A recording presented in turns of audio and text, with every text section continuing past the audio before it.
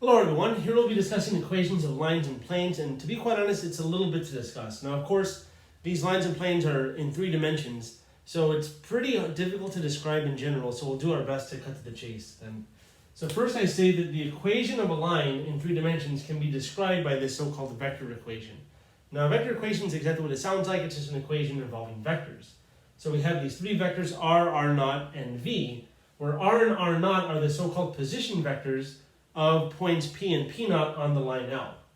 So R corresponds to the point P and R0 corresponds to the point P0. But more on that in a bit, I'll actually draw it out. And V is this vector that is parallel to L.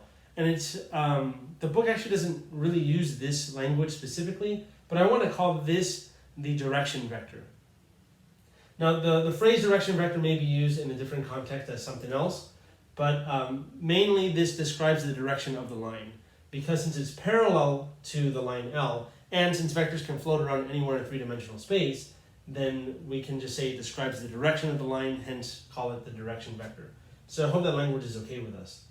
So now let me try to describe why this is true. And it's a little weird to look at, and you may think, well, why can't it be as simple as mx plus b like we have in 2 dimensions? And the reasoning is because when you graph something in 2 dimensions, the graph you end up getting is a 1-dimensional thing. It's a line, or in this case it's a curve, but it has no depth to it basically.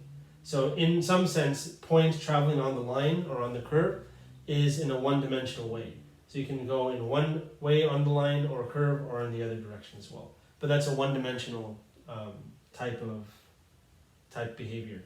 But in 3 dimensions, like we've kind of seen recently, normally our graphs will actually look like surfaces, not actually lines or things that are 1-dimensional. So a surface is a 2-dimensional object, not a 1-dimensional object. So this is why we need a little more finesse when graphing something like a line or finding the equation of a line, which is 1 dimensions over a 3-dimensional space. So in other words, you have to be a little more careful when handling it, and this is kind of the only way of doing it.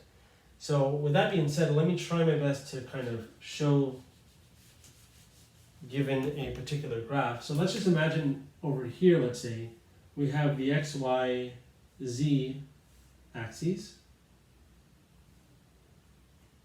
oriented like usual. And let's imagine we have some line L floating over somewhere in 3-dimensional space.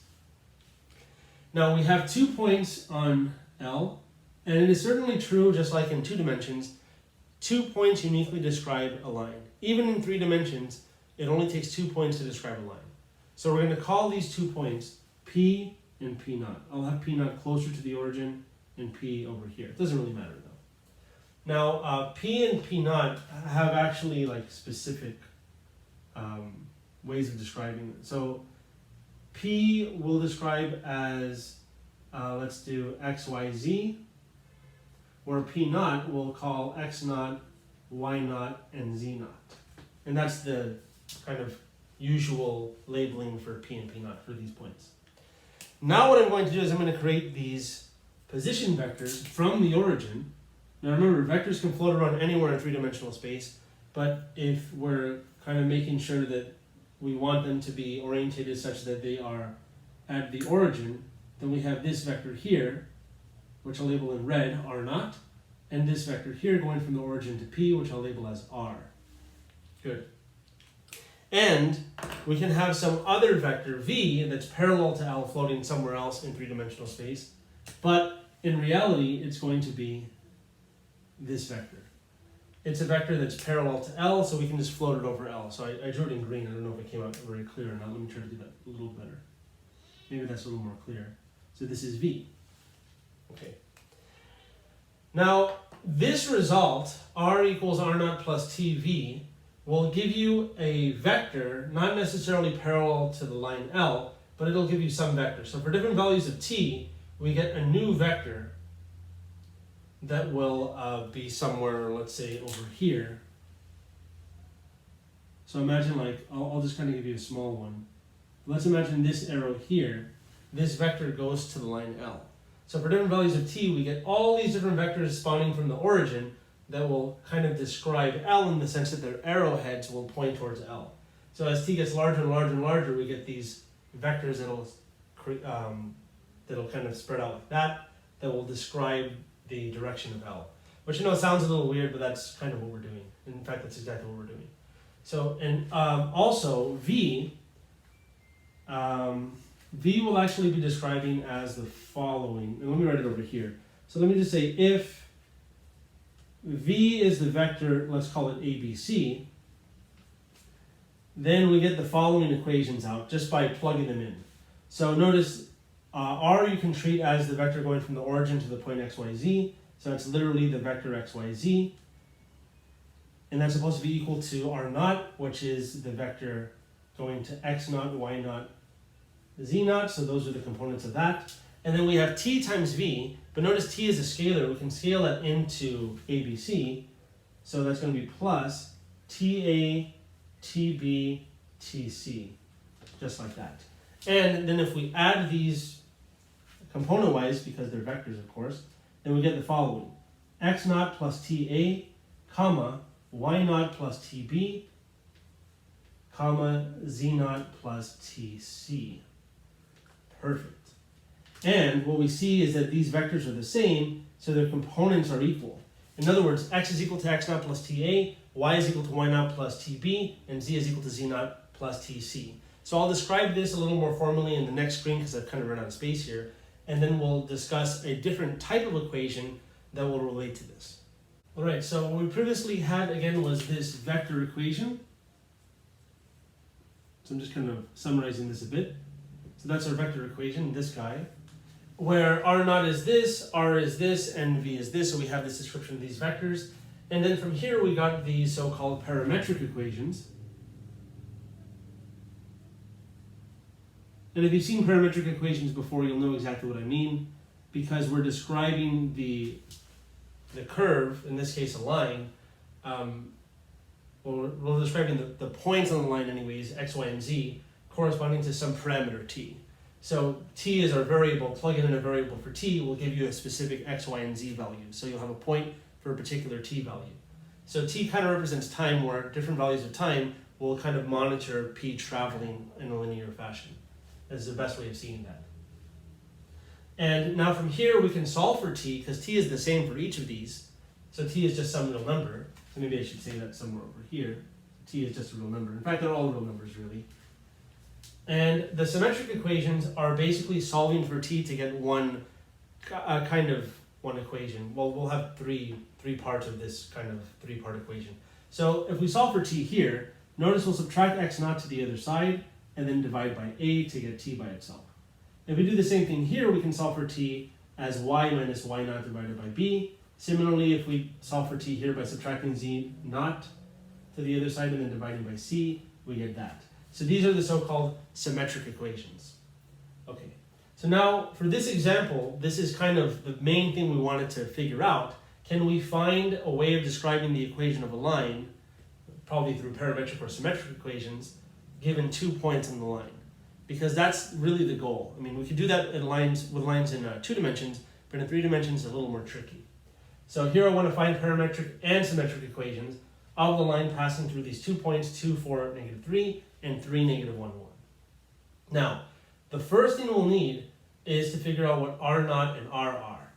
And R naught and R are just literally these, but as vectors. So let me just write that right away. R naught is one of them, let's say the first one, doesn't matter.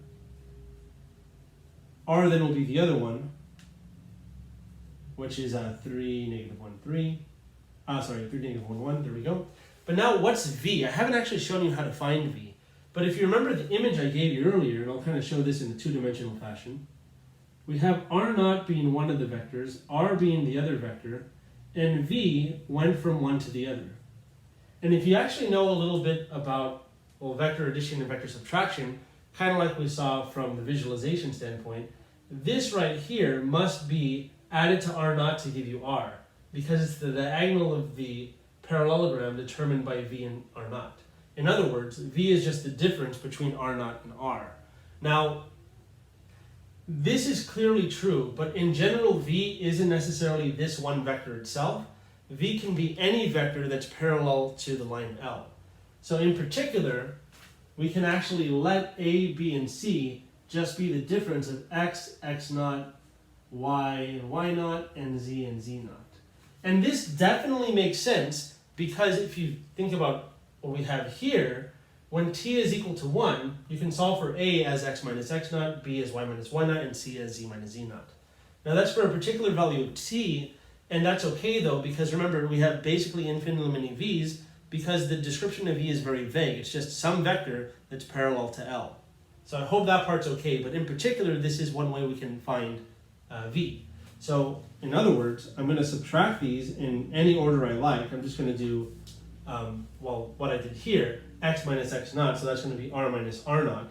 So 3 minus 2 is 1, negative 1 minus 4 is negative 5, and 1 minus negative 3 is 1 plus 3, which is 4. So I hope we see how I'm getting this. I'm just doing one minus the other. And it doesn't actually matter which one you do. I'm just doing r minus r naught, just to be consistent with what I've written here. So I hope that part's okay. And now with that being said, we're basically done. Because now we have actually established the following. We have x naught, y naught, z naught. We have x, y, z, and we now have our a, b, and c's. So from our parametric equations, we can say that x is equal to, so let me write this here. So for our parametric equations,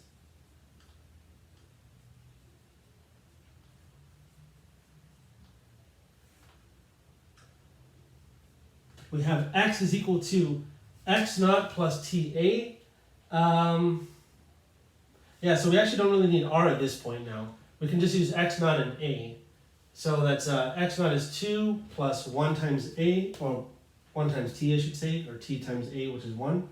So this is really 2 plus t. Y would then be what? That's going to be y naught plus negative 5t. So it's 4 minus 5t. And z is then going to be negative 3 plus 4t.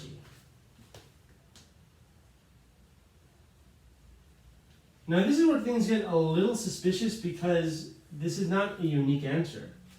You can possibly get different things depending how you label them. Notice if we had called this point here as a vector x naught, y naught, z naught, you would get something a little different. But it will still correspond to the same line. So this way of writing our equation as a parametric equation is not unique.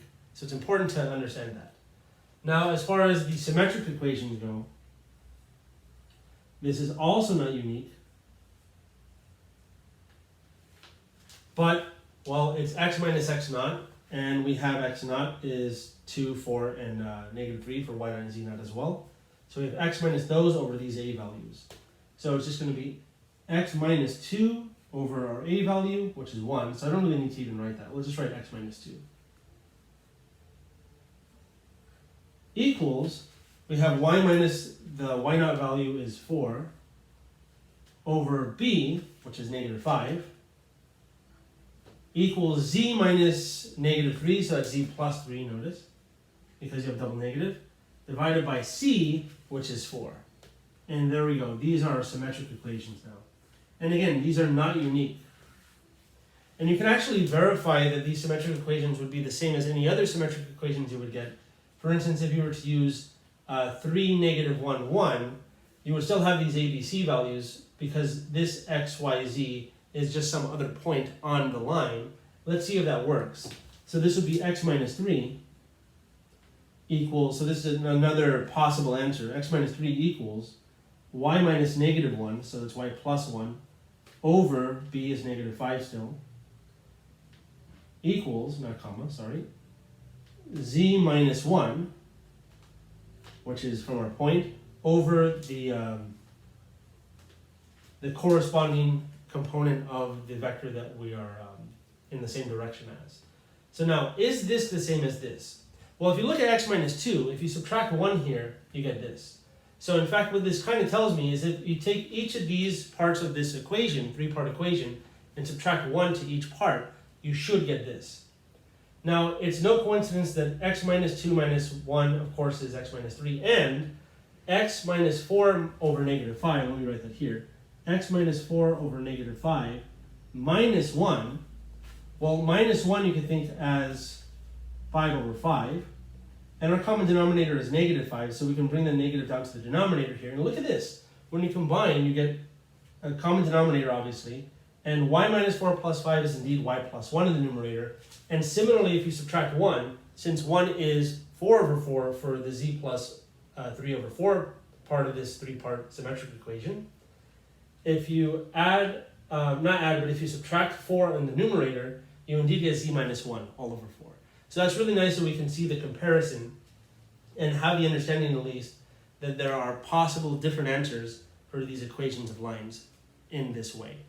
So that was a lot, but I think that's all I really want to say as far as this goes. We're going to do another example based on this as well before we move on to planes though. Right, so this next example has to do with the previous example we just saw.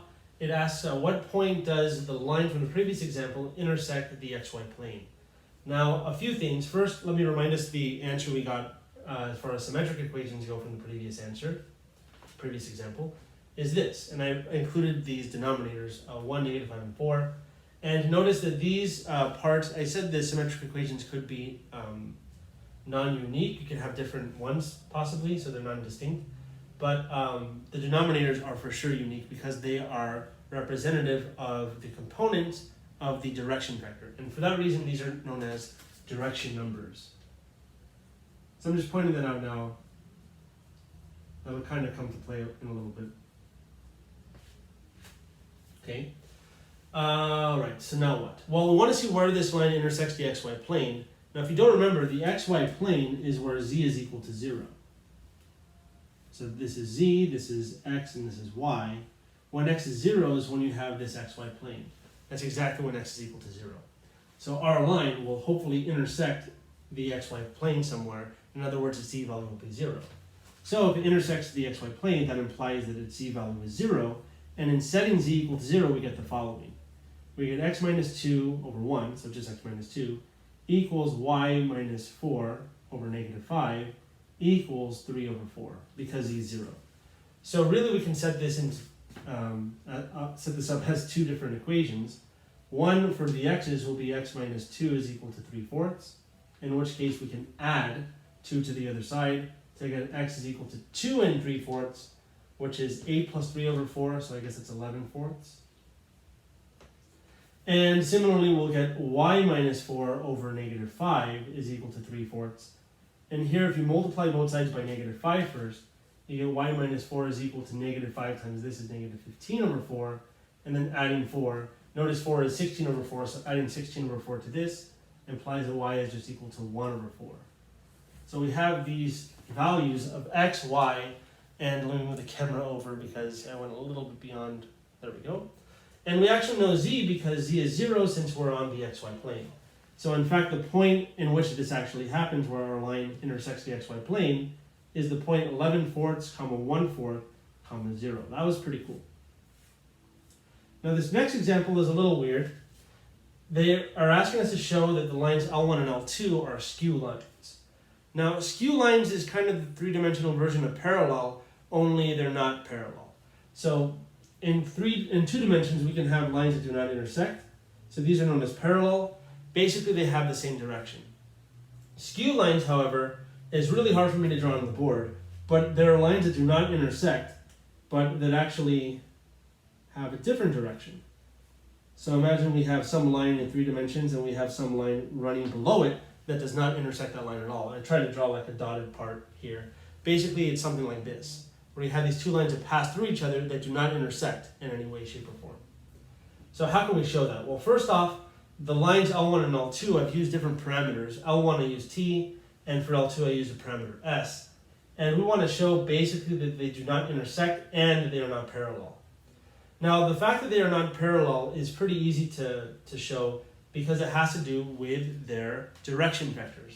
Now, the direction vector for L1, let's call it V1, must be equal to the vector, just the coefficients of the parameter.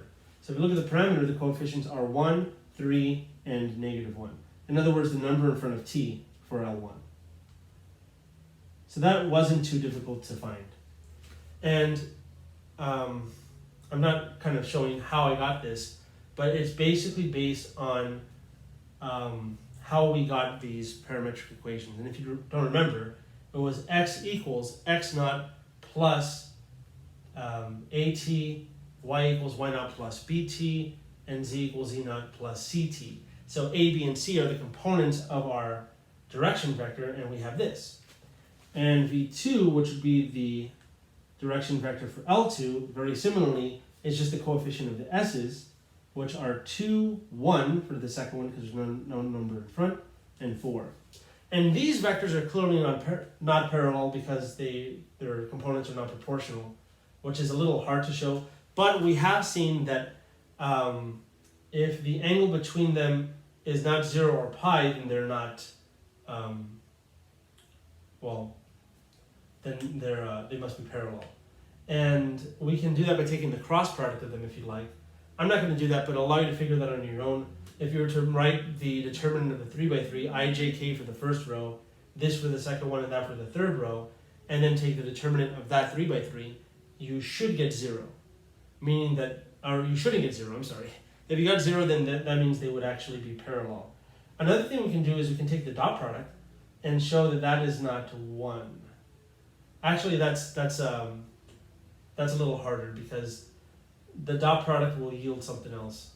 But the real only way to do this, I think, right now, without me getting too into it, would just be to say, take the cross product and show us it's non-zero. So they're not parallel. Okay, based on the direction vectors. Now what? Well, now we know they're not parallel, so that's good. But now to show that they don't intersect, we want to imagine that they do intersect.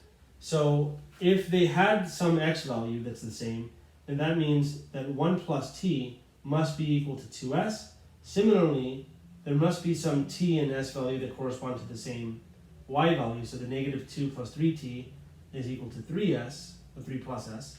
And similarly for z, we got 4 minus t is equal to negative 3 plus 4s. And the really nice thing about this is that using two of them, we have a system of two equations, and we can solve that system actually. It's not difficult to do. If you, I guess we can just leave it like this. 2s is equal to 1 plus t. You know what, better yet, let's do this. Let's solve for t. So it's 2s minus 1. If we plug that into this equation, then we get, let's see, negative 2 plus 3t. Since t is 2s minus 1, we get that. If we distribute, we get negative 2 plus 6s minus 3 is equal to 3 plus s. And you can actually solve for s here. I know it's getting kind of sloppy because I don't have too much space. But you can solve for s here. Notice these two constants combine to negative 5. If you subtract 3, you get negative 8 on that side. If you subtract this 6 to this side, you get negative 5s. So that means s must be 5/8. And plugging 5/8 into this, we get, well, I guess into this one really, we get that t must be 2 times 5/8, which is 5/4 minus 1.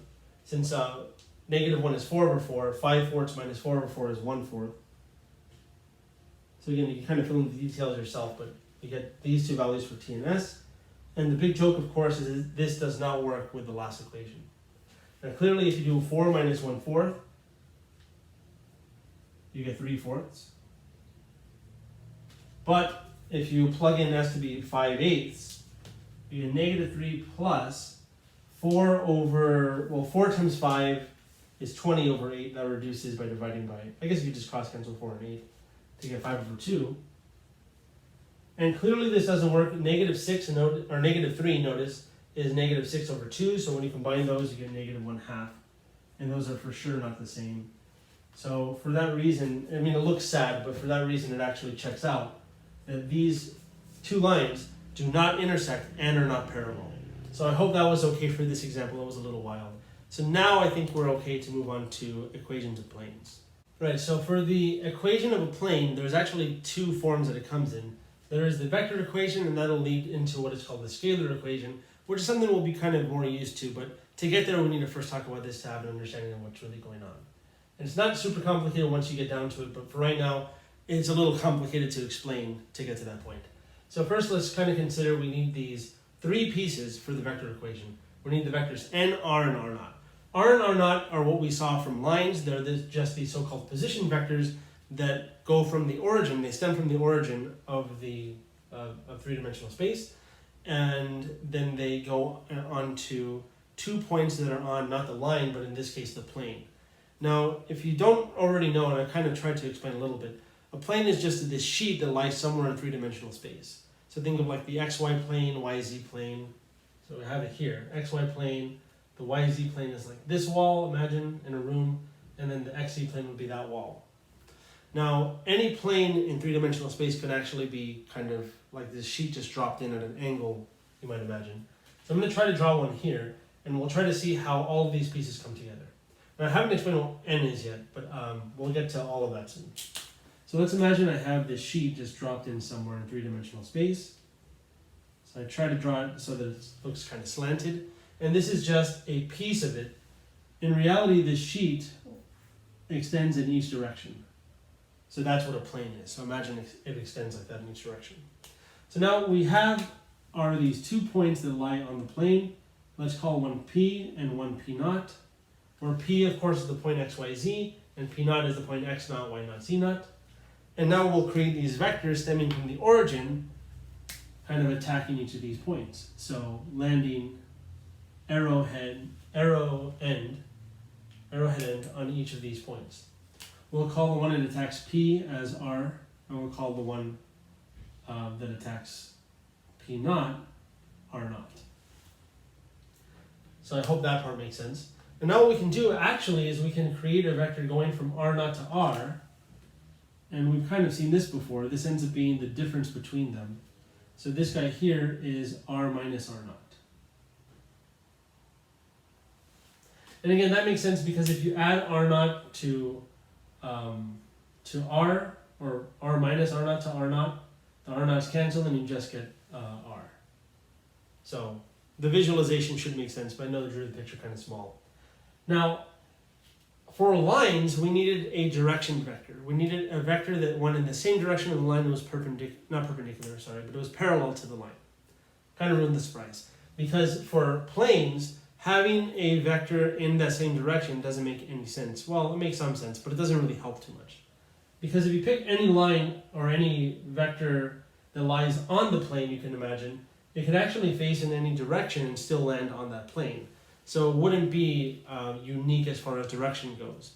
So for example, if you imagine just, I don't know, this board as an example, we can have vectors that go in this direction, but we can also have vectors that go off in this direction. So direction vectors don't really cut it. But a normal vector is really what we would need. So again, just to emphasize on what R and R naught are, those are position vectors. But now we need this so-called normal vector n. And what n basically is going to be is some vector, so it's a normal vector, so it's some vector that is perpendicular to this plane, because that will actually define it as far as how it's tilted, basically. So what we're going to do is we're going to look at R minus R naught, and then we're going to create some vector from that point, from the tail end point, that is perpendicular to R minus R naught. We'll call that n.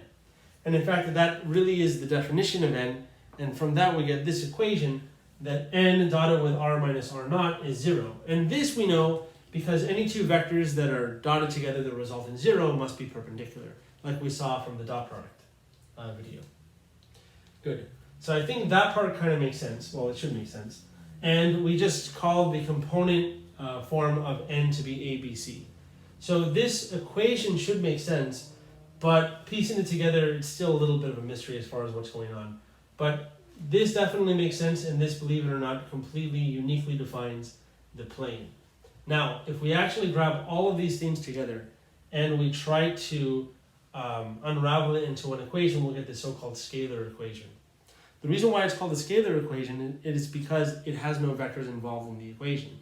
And it's not a parametric equation, or a set of parametric equations, I should say, like lines. So it's actually something that we would expect to get as far as an equation involving the variables that are the axes in this space, kind of like we're used to with graphing in the xy plane. We normally have an equation involving x and y. Here we'll have an equation involving x, y, z. So I'll stop hyping it up. Let's cut to the chase. So to get to that, Well, let's see. So n is the vector ABC, dotted with r minus r naught. R is x, y, z, r naught is x naught, y naught, z naught. So the difference is just x minus x naught, comma, y minus y naught, comma, z minus z naught equals 0. So now if you actually take the dot product of these, you end up with the following. I didn't mean to write vectors here, sorry. These are the components of the vector, I got a little carried away. But the dot product of these is just a times x minus x naught plus b times y minus y naught plus c times z minus z naught equals 0. Now this is basically it, and this is kind of like the big thing we want to aim for. So really what this tells us is that if we want to find the equation of a plane, all we really need are a, b, and c, which are the components of a normal vector. Also we need points x naught, y naught, z naught, which are any point on the plane itself. Now to find the normal vector, you can be given two vectors that are on the line, take their cross product, and that will result in the normal vector. We'll see that in an example soon. But something I want to say is beyond this, we can actually simplify this into a different equation. I'm just trying to see if the book calls it anything. I want to call it a standard form. This is a linear equation. They just call it a linear equation, but I want to call this more of like a standard form. And this kind of reminds me of slope, a point slope form kind of, because notice we have x minus x naught, y minus y naught kind of deal. But for a standard form, what you can do is you can actually distribute this a, and you'll get a times x, minus ax naught of course. Then distribute the b, and you get b times y. Distribute the c, you get c times z. Because x, y, and z are the only variables, a, b, c, x naught, y naught, and z naught are constants that are already determined. A, b, c are the components of any normal vector, and x naught, y naught, z naught is any point on the line. And if you combine everything else that's left over after this distribution, in other words, negative ax naught, negative by naught, and negative z naught, then you'll get some number, call it d, and we'll actually just write this as plus d equals 0.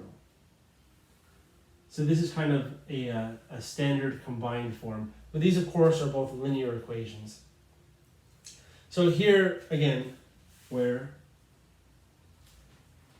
n is the normal vector, ABC, is a normal vector, which again just means that it's perpendicular to the plane. I've already described that up above. And x naught, y naught, z naught is just some point on the plane. So let me say and p naught, which is x naught, y naught, z naught, is just some point on the plane.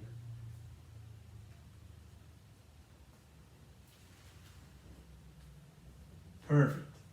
So now we're going to actually see an example where, given 3 points, we can find uniquely the equation of the plane. But before we get to that, I kind of want to do one where we're given the normal vector at least. And then afterwards, 3 points suffice to actually find a plane. Which kind of makes sense, because if you think about it, you need 2 points to uniquely determine a line. But then if you have some other point that is not on that line, then that actually uniquely determines a two-dimensional space, in other words, a plane. So 3 points that are not collinear must be coplanar. Coplanar means they lie on the same plane. So we'll see some examples of this right now. All right, so here for these 2 examples, we want to find the equation of a plane. Now they're a little different. This is one, I'll admit, it's a little easier, and this one is a little harder, way harder in fact. So this is kind of our goal. This is the worst case scenario. You're given 3 points on the plane, find the equation of a plane. Here, we're given only 1 point on the plane, but we're given the normal vector, which gives us a lot of power. Now remember that our normal vector is usually denoted by ABC, and we know from the scalar equation, which is kind of, you think of, kind of like the plane version of what point slope is for lines, where this is kind of like our slope to some extent, is going to be a times x minus x naught plus b times y minus y naught plus c times z minus z naught is equal to 0. That's the scalar equation. And x naught, y naught, z naught is just some point on the plane, and we're given a point. So we'll call this x naught, y naught, z naught. So all we need to do is plug these into this equation, and we're good to go. So let's take a look. So we get 2 times x minus 2. So that's this 2 in front. This is that 2 there. Plus b, which is 3, times x minus y naught is 4. Plus c, which is 4, times z minus z naught, which is negative 1. Writing minus negative 1 is the same as writing plus 1. And then if we distribute, we get the following. 2x minus 4 plus 3x minus 12 plus 4z plus 4 equals 0.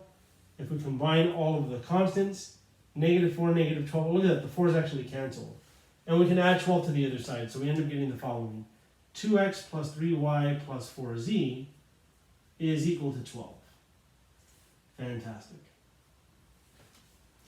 So that I think is a pretty nice way of writing the equation for the plane for this first example. Now this second example, like I said, is a little more hardcore. We have to first find the normal vector. That's kind of the big thing. Now to find the normal vector, we're given these 3 points on the plane. So let's imagine you have a plane, and you have these 3 points P, Q, and R. Now this is just assuming that these are not on the same line, so I'm going to assume that, because if they are on the same line, if they're collinear, then there's infinitely many planes that pass through a line. So think of a line in 3-dimensional space, and you can pick a plane that contains that line and just spin that plane around that line. You have infinitely many planes that contain that line, and if you have 3 points that are collinear, so they all lie on that same line, then we found infinitely many planes that contain those 3 points. So if we're given 3 points, we're assuming those points are not on the same line. So I hope that makes sense.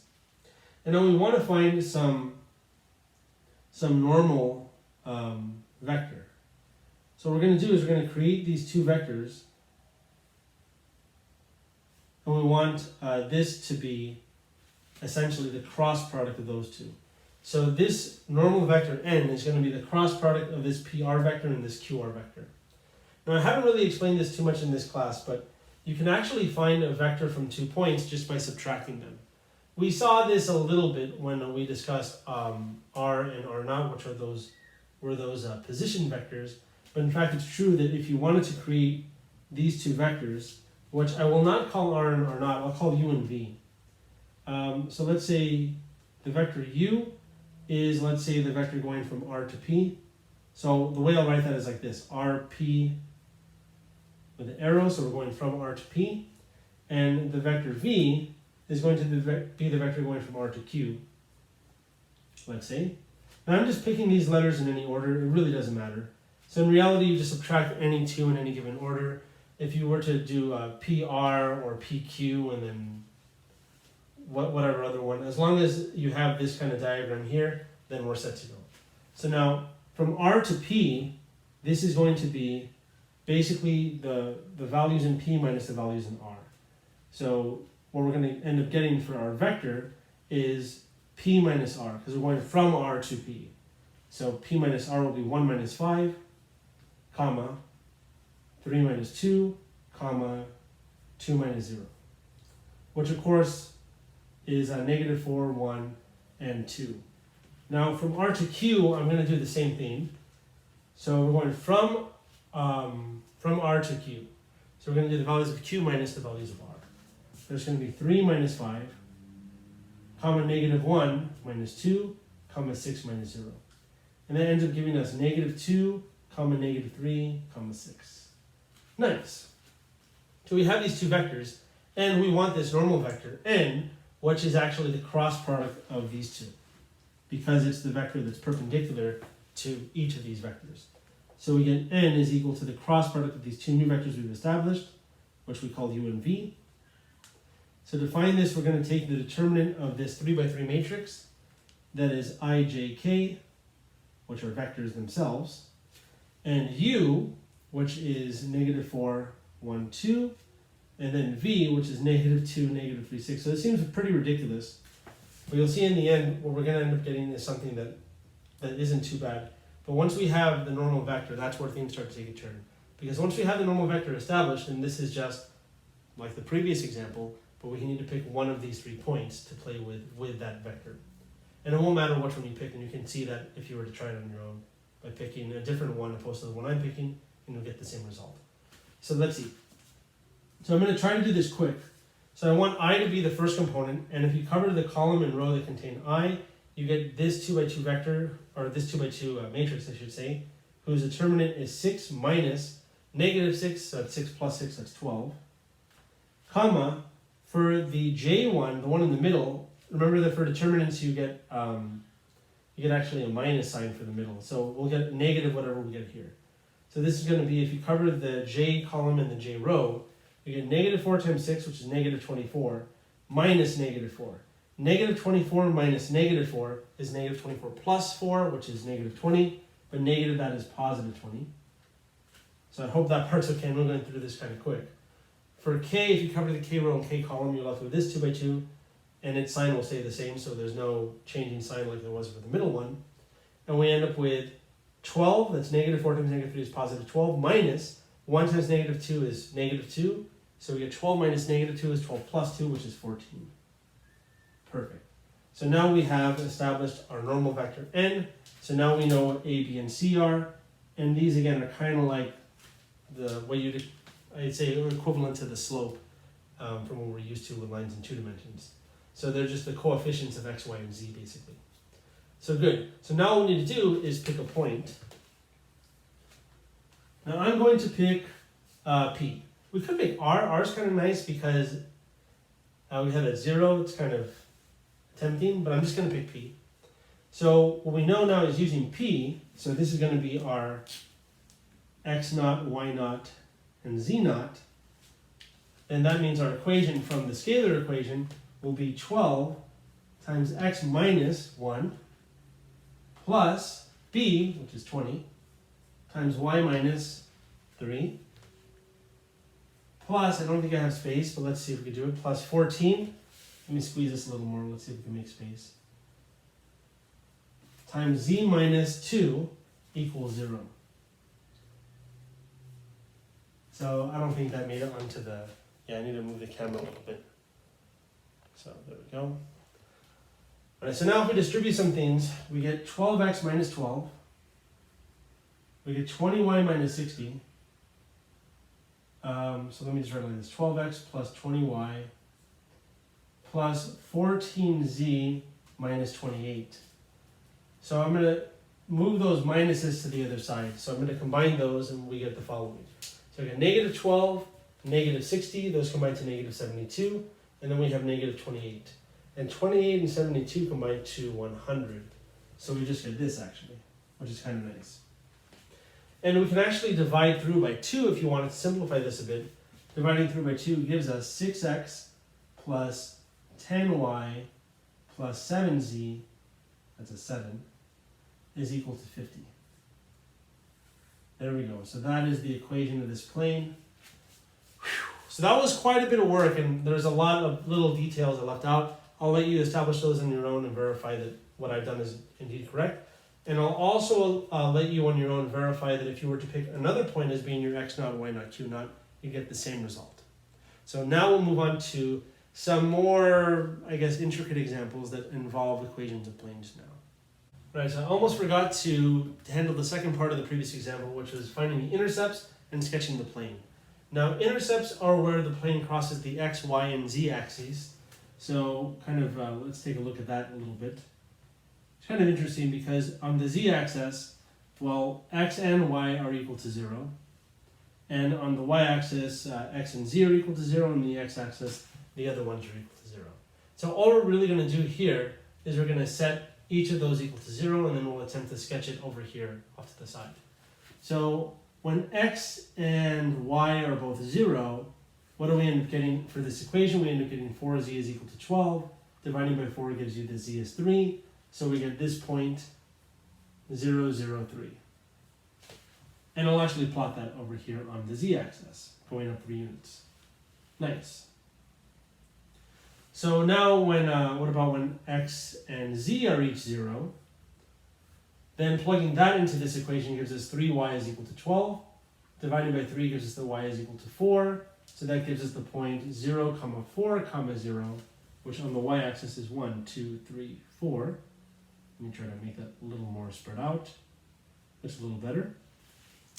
And now finally, when y and z are equal to 0, we get x surviving now. So that's 2x is equal to 12. So dividing dividing both sides by 2 gives us x is equal to 6. So that gives us the point 6, 0, 0. So over here, let me extend this a little further so we can see it a little more to scale. So 1, 2, 3, 4, 5, 6 on the x-axis. We'll connect these 3 points and we'll attempt to look at the plane. Well, really what we're going to get is this triangle actually that is contained in the plane. So this tells us kind of how the plane is tilted.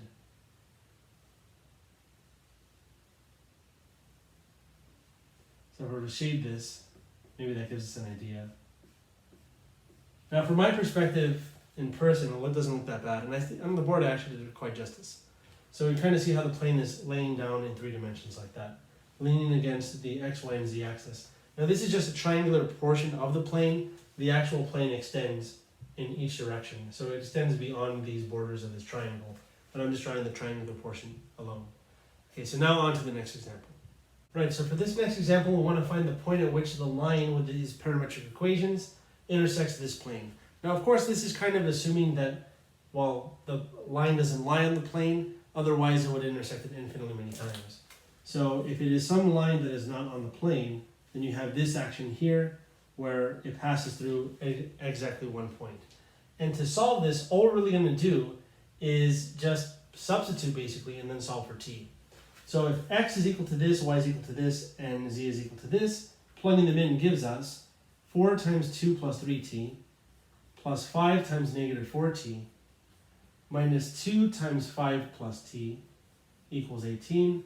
Let's distribute and just solve for t basically. So we get 8 plus 12t minus 20t. So I distributed this, I'm going to distribute this as well. So we get negative 10 minus 2t equals 18. The t's combined to, let's see, so the negatives are negative 22, plus 12 is negative 10t. The constants combine to, well, just negative 2. And then look, if you add 2 to the other side, you get negative 10t is equal to 20. Divided by negative 10, t must be negative 2. Wow. So what does that tell us? If t is negative 2, then we can plug this parameter into the parametric equations. Then we'll get x, y, and z values, hence our point. So let's plug t equal negative 2 into our parametric equations, and we get that x is equal to 2 plus 3 times negative 2. So that's 2 minus 6, which is negative 4. Y is equal to negative 4 times 2, well, t, which is negative 2, so that's positive 8. And then z finally is equal to 5 plus t, which is negative 2, so it's 5 minus 2, which is 3. So all together, finally, we have our point of intersection being the point x, comma, y, comma, z. So that is negative 4, comma, 8, comma, 3. We are done with this example, and now on to the next one. All right, so this next example is a little crazy. We want to find the angle between these 2 planes, and then the next example is a follow-up of this. But for right now, let's kind of take a look at this image where we have these 2 planes. I'm going to draw it in a kind of particular way. And it kind of reminds me of like a book or something like that, hinged open. So they intersect, of course, at this line. Now the angle between them is representative of this angle theta. And what we'll notice is that if you consider the normal vectors, remember normal vector of a plane is a pretty powerful thing to consider. So if we consider the normal vector of the plane on top, and let's call that n1, and the vector of the plane that's below here, let's call that, I guess, n2, and I'm going to draw it in such a way that it intersects n1. Because notice these vectors can float around, however, on the plane, but I'm just doing this so that they look like they intersect. Now, it's actually a consequence from geometry that this angle in between these 2 lines ends up being the same as the angle of the planes. Now, it's hard to see why that's the case, but if you actually draw this as a 2-dimensional projection, I'm going to draw this off to the side. Like imagine these are these planes, but now seen on the side where they look like lines. So this represents the top plane, this represents the bottom plane. The angle between them is theta. and we have the normal vectors as such. We have this normal vector n2, and then we have this normal vector n1, and we want to show that the angle between is indeed theta. Now to do that, what I'm going to do is I'm actually going to float n2 and n1 over and slide them over to this vertex point. So the image we get is the following now. This is n2, which notice is perpendicular to this line here, and this is n1, which notice will be perpendicular to the top line, which represents the top plane of the intersection. And since they're perpendicular, notice that this angle in between must be pi over 2 or 90 degrees minus theta. And since these two lines are perpendicular, what must this angle be? Well, it has to be theta in order for these two angles to add up to 90. Notice theta plus pi over 2 minus theta, the thetas cancel, and you do indeed get pi over 2, which is 90 degrees. So that, I think, justifies the fact that those two normal vectors intersect at 90 degrees, or not 90 degrees, but at the same angle of intersection. So with that being said, let's actually start the problem now. Basically what we want to do is we want to find the angle between the normal vectors. And the really nice thing that we can do here in this case is we can actually take a look at the normal vectors quite simply, because if you recall from what we discussed with equations of planes, the normal vectors end up being the coefficients of x, y, and z for each one. So let's consider the first plane, let's call this one the first plane, so that its normal vector, let's call it n1, must be the vector 1, 1, 1. And how I know this is simply because these are the coefficients of x, y, and z. Remember, those are ABCs, they're in front of x, y, and z. So that's nice. Similarly, n2 is going to be the normal vector of this plane, which is the vector whose components are the coefficients of x, y, and z, namely 1, -2, and 3. Fantastic. So now what we need to do is find the angle between these two vectors, and we know how to do that from what we saw with dot products. We just take their dot product, basically, and that's equal to the magnitudes multiplied by cosine of the angle. So I'm going to use this result that the dot product of two vectors, a and b, well, let's just call them what they are, n1 dotted with n2, will result in the product of the magnitudes of n1 and n2, like this, multiplied by cosine of the angle between, which we're calling theta. So it's a little bit of work to do, but the dot product is pretty simple. Just multiplying component-wise and adding. 1 times 1 is 1.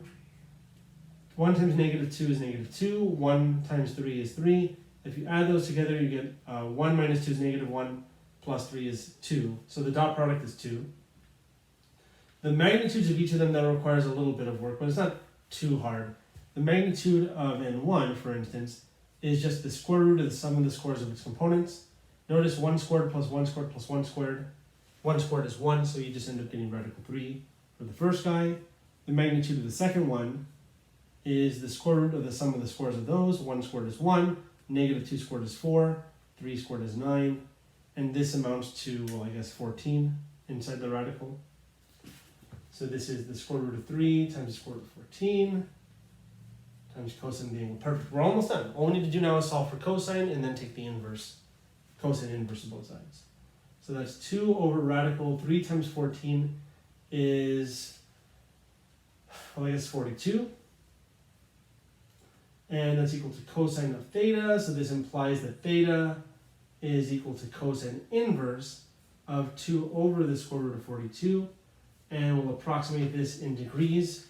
We could do it in radians, but I'll approximate in degrees. Let's say to 1 decimal place. So I'll do that in my calculator right now, and let's see what we get.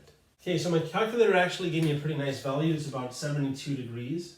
So I'm just going to stick with that. That's the answer for this first example. Perfect. Now for the second example, I want to find the symmetric equations for the line where the above planes intersect. So that's kind of what I described as this line here, and we can call it L, for instance. Now something that I think is pretty important to notice, kind of based on how we found out that these angles, or how we justified anyways, that the angle between these vectors is the same as the angle between the planes, is that if we actually float these two vectors, n1 and n2, over to a point on the line L, what you'll notice is that L must be perpendicular to each of them. In other words, L, well, maybe not L itself, but some vector in the direction of L, which we actually in this video we've established as calling v, that's our kind of notation for that, is going to be, so this is the direction vector basically, is going to be the cross product of these two normal vectors. Nice. Once we have that, we'll have the coefficients of x, y, and z. I'm sorry, it's not the coefficients, but they're basically the denominators of the symmetric equations. But then we also need a point on the line. We'll worry about that afterwards. For right now, let's just get to this. So we want to find the determinant of the 3 by 3, whose first row is ijk. Remember that those are vectors technically. And then we have n1, which will be our first row, or second row really, 1, 1, 1. And then n2 is 1, negative 2, 3. And now we're going to attempt to take the determinant of basically removing the I, j, and k column. Remember that the j1 ends up being negative of the result because of the rules for determinants. So for I, we get 3 minus negative 2, which is 3 plus 2, so it's 5. For j, if you remove that one, you get 3 minus 1, which is 2, but it's negative that. And then for k, if you remove the k column, you get negative 2 minus 1, which is negative 3, and that sign remains the same. So there we go. So we actually have our a, b, and c for our direction vector of the line. Perfect. Now all we need is a point on the line. Now, a point on this line, let's call this point x naught, y naught, z naught, will basically be a point that's on both planes. So what we can do is we can try to find that. It's going to be a little difficult to find a solution for x, y, and z that will satisfy both. But if we fix one of them, like for instance, imagine if we let z equal 0, then we get a system of two equations with only two variables. So if we let z equal 0 for the above two equations, we get x plus y equals 1 for the first equation, and then x minus 2y equals 1 for the second equation. Now we can solve the system quite easily. If we multiply the top by 2 and subtract, let's just subtract top minus bottom. So if we do top minus bottom, the x's cancel. Y minus negative 2 is y plus 2. Well, y minus negative 2y is y plus 2y, which is 3y is equal to 1 minus 1, which is 0. So that implies that y is also 0, actually. And if you plug this into either of these, you get x is equal to 1. So we actually have this really nice point of intersection of the two planes, which is the point 1, 0, 0. So that was kind of lucky. I just chose z to be 0. If you let x equal 0, we may have got some nastiness, who knows. So let's call this y naught, z naught, or y naught, x naught, y naught, z naught. And now the symmetric equations become very simple to establish. It's just going to be x minus x naught, y minus y naught, z minus z naught divided by a, b, and c respectively. So let's see if we can write this out. We get x minus 1 over a equals y minus 0 over negative 2 equals z minus 0 over negative 3. Perfect. So these are the symmetric equations for our line. Fantastic. So now we'll move on to something a little different that will involve one example, and that'll finally be the end for this crazy long video. Right, so here, the last thing we're going to be discussing is this formula, which basically has to do with a point that's presumably not on a plane, and the distance between that point and a plane. So if you have a plane somewhere in three-dimensional space, and you have a point called a P1 that is not on that plane, there is a way to actually find the distance between them. Now, the distance we define is the shortest distance. And the shortest distance is basically along this line that is perpendicular to the plane itself. And this should remind you of the normal vector. And in fact, well, the vector that contains P is actually, or the line that contains P, you can say, that passes through this perpendicular to this plane, this line I'm drawing here, is actually, well, it contains the normal vector. In other words, the normal vector is in the same direction. So for our purposes, let's just say that the normal vector n is actually shorter. It could be longer, it's hard to tell. But regardless, what you may notice, I'm not going to justify it too much, but I'll justify this statement a little bit, is that if you pick some point that is not on this projection here, but somewhere off to the side, and call this point P naught, which is, let's say, x naught, y naught, and z naught, doesn't really matter, and then we create some vector that goes from P naught to P1, and call it B or something like that, then notice, you probably notice, that the this vector that contains p, the length of p, p1, up to p1 from the plane, is actually just the projection that we saw from dot products actually. So this entire vector that is of this length d, which is the distance between the point and the plane, is actually the projection of p1 onto n. And in fact, what this formulation that I'll box right now for d actually is a result from the magnitude of that projection, which if you don't remember is something we call the scalar projection, which our notation is comp. So it's the scalar projection from b onto n, so it'll look something like this. And that was, well, it was the magnitude of, I believe it's the magnitude of, well, it was the dot product of these two. So it's the dot product of n and b, like that, and then divided by the magnitude of n. Now the only thing is this distance we want to be a positive value, and magnitude, I guess magnitude is always positive, but it just kind of depends. But just to be safe, we'll just write absolute values here. So that's why we have absolute values here. Even though everything's plus, some of these values may be negative. So we're just going to take the absolute value of the dot product part, because dot product could result in negative actually. All right, good. All right, so now notice the normal vector is just the vector ABC, and the magnitude of the normal vector, which is the vector whose components are ABC, is literally the square root of the sum of the squares of ABC, so that's the denominator. And I'm not going to do it, but if you were to actually take the dot product of these two, and I'm kind of realizing that it's not quite what I'm saying it to be here. There's a little bit of a difference. Well, it has to do with B. So what B actually is, if you think about it, is really the difference between these two. You have to kind of create these vectors. Anyways, you get this out in the end. I'm not going to show because I think it'll take too long. But it has to do with this point x naught, y naught, z naught. Since on the plane, if you plug it in, it will satisfy this equation, and you end up getting this positive d as a result, which is kind of nice. But again, the explanation is a little involved, and it will just make the video longer than it already is. So for that reason, we'll just kind of take this to be fact, but it's true based on this argument here, that it's just the magnitude of the projection, which comes from this formula here. But the nature of B is a little fuzzy right now, but that's fine. Now, for this next example, we want to find the distance between these two parallel planes. 10x plus 2y minus 2z is equal to 5, and 5x plus y minus z. Now, something I should mention is how do we know that these planes are parallel? There's actually a pretty simple way to figure that out. If you take a look at the coefficients of x, y, z for the first one, and you create the normal vector for that, call it n1, that is 10, 2, negative 2. If you do the same for the second plane and call that n2, that's going to be 5, 1, and negative 1. And what do you notice about these? What you should notice about these is that one's a scalar multiple of the other. If you pull a 2 out here, you get exactly the other one. That should be a 1. In other words, this is 2 times the vector n2.